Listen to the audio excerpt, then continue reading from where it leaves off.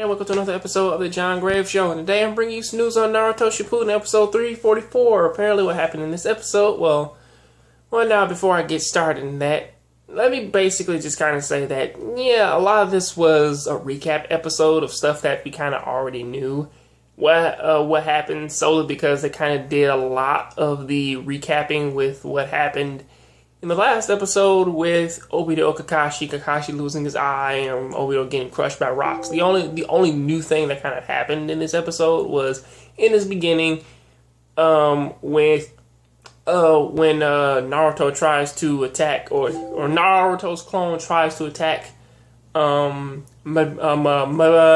and suddenly Madara has this magical reversal ability, which I'm pretty sure he did have in the manga, but actually seeing it now, it's like, well, yeah, that's, or at least actually kind of seeing it like flow the way it did. I'm like, well, that's, this guy you are a powerful man.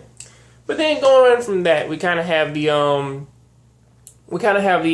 inevitable thing of checking out Obito before when he wakes up wounded and can't move his body, and he's stuck underground with Madara.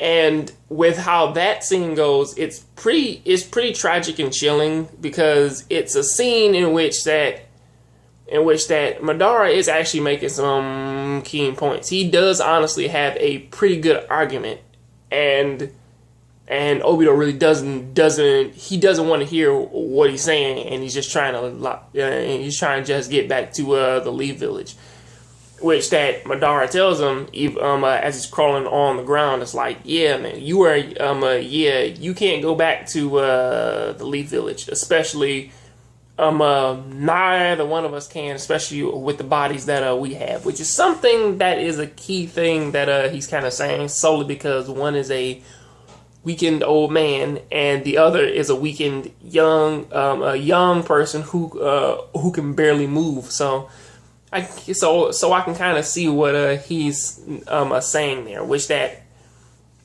this one does go off in the most tragic way. I mean, like in a more hopeful but bittersweet way of Obito crawling on his chin trying to get back to the Leaf Village. In a sense, it does kind of like build up the tragic and the tension for there, solely because I really do feel way more for Obito's story, because it's simple, it's to the point, and in a way, it's a what if scenario. If what if by a certain chance that Naruto, he was an Uchiha, this is kind of his story of him being on his pathway to be a villain.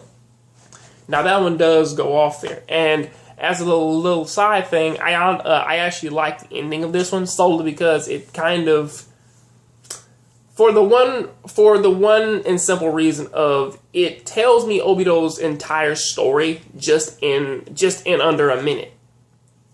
Like everything of why he's doing what he's doing and what he's tried to accomplish over the years. Everything about that is filled up in the ending.